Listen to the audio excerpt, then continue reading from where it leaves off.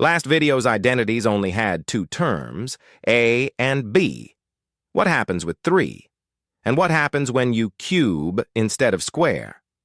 This video adds those missing pieces, then shows how identities let you cancel down messy fraction-like algebra expressions in seconds. For 3 terms, a plus b plus c squared equals a squared plus b squared plus c squared plus 2ab plus 2bc plus 2ca, every variable squared plus double the product of every possible pair. It comes from the same logic as before. Split a cube-shaped square into pieces and add the areas.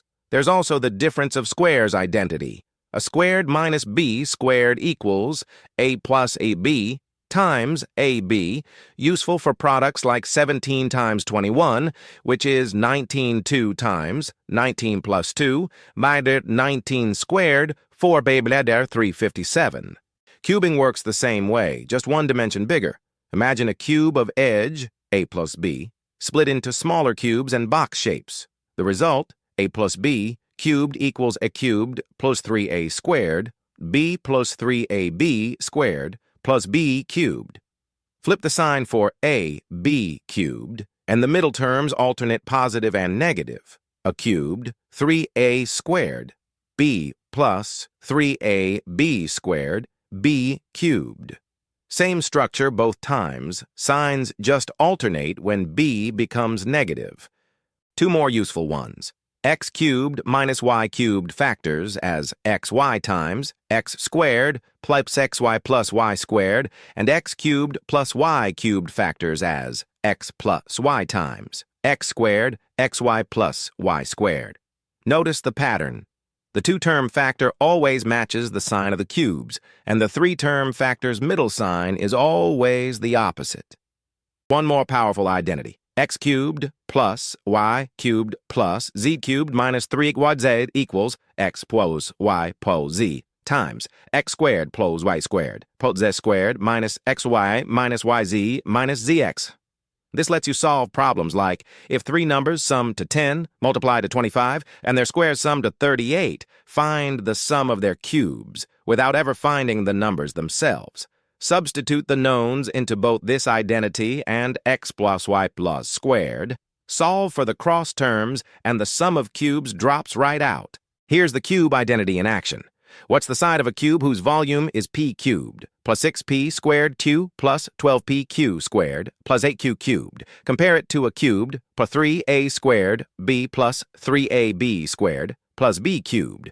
Matching term by term, a are p, and b must be 2q. Since 8q cubed is 2q cubed, and the middle terms 6p squared q and 12pq squared match 3pp squared 2q and 3p2q squared. Exactly. So the volume factors as p plus 2q cubed, meaning the cube's side is simply p plus 2q units.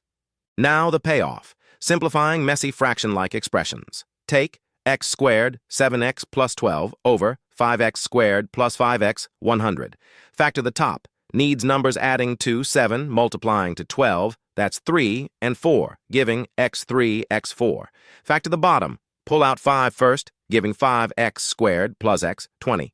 Then find numbers adding to 1, multiplying to 20, that's 5 and 4, giving 5x4, x by 5. Now, x4 appears in both top and bottom, so cancel it, leaving x3 over 5, x plus 5. That's the entire method. Factor everything first, then cancel whatever's common. Quick check. The question's on screen. Pause if you like, but try it first. 10 seconds, go.